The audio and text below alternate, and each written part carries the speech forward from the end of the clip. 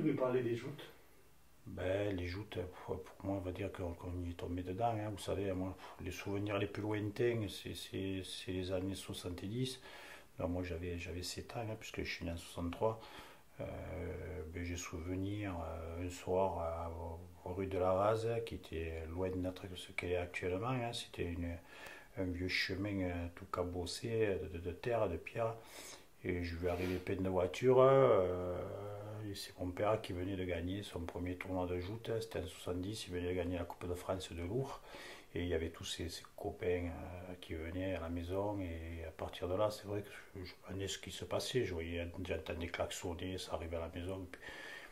Et après, je me suis mis à dire à mon père. Mon père me prenait sur tous les tournois de joute. Et il me mettait dans un coin d'une tribune. Et ben, je restais là à le regarder. Bon, souvent on va dire qu'il arrivait au bout du tournoi, hein, puisque souvent où il gagnait, ou enfin il était toujours dans les places d'honneur.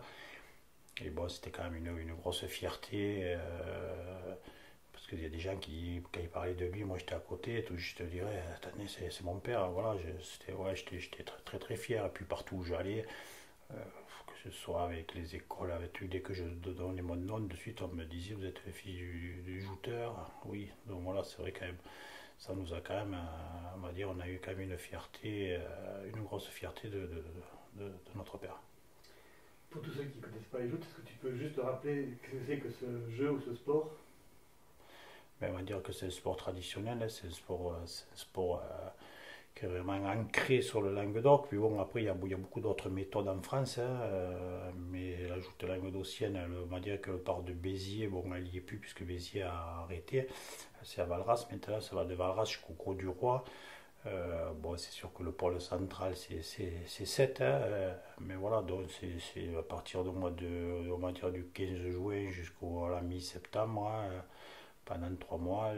On va dire que c'est un cirque blanc qui se déplace de port en canot, et où des jouteurs s'affrontent sur des barques tractées avec des rameurs, puisque c'est la seule, on va dire, méthode qui a su conserver ses traditions, puisqu'il y a tout ce qui est musique, hein, oboïste, tambour, et à la fois les tractions à rame, puisqu'il y a beaucoup d'autres méthodes qui sont venues à des tractions, on va dire, à moteur.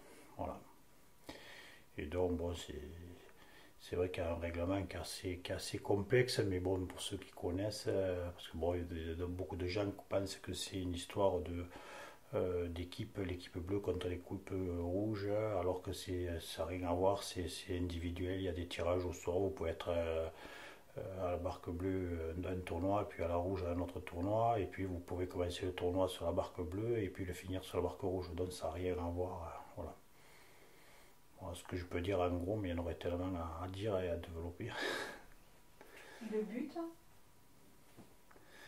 Le but des jouteurs, eh bien, le but c'est de faire tomber l'adversaire en respectant les règles, puisqu'il y a pas mal de règles, et puis bien sûr, à la fin du tournoi, il en reste plus qu'un, hein, c'est le vainqueur, hein. En gros, bon, il y a plusieurs, on va dire, passages. Il faut, alors, hormis des tournois où il faut jeter deux adversaires, en règle générale, il faut en jeter trois pour être qualifié pour ce qu'on appelle les revanches. Et les revanches comprennent tous les jouteurs qui ont jeté trois adversaires. Voilà. Et là, par contre, c'est élimination directe jusqu'à qu'il en reste plus qu'un.